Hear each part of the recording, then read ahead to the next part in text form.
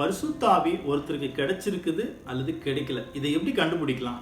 அப்போஸ்தலர் 2ஆம் அதிகாரத்துல இயேசு கிறிஸ்துவினுடைய சீஷர்கள் சேர்ந்து ஜெபிக்கும் போது அவங்க எல்லாருக்கும் கிடைக்கும். அந்த பரிசுத்த ஆவியை பெற்றுக்கொண்ட எல்லாருடைய வார்த்தைகளையும் சுத்தி இருந்தவங்க உற்று கவனிச்சு கேட்கும்போது, இவர் என்னுடைய ஜென்ம பாஷைய, என்னுடைய பாஷைய இவர் பேசுறாரு.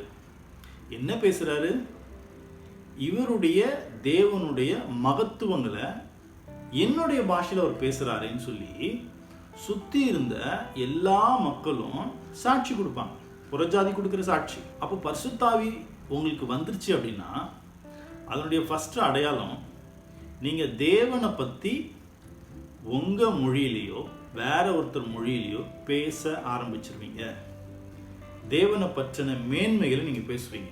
அடுத்தது,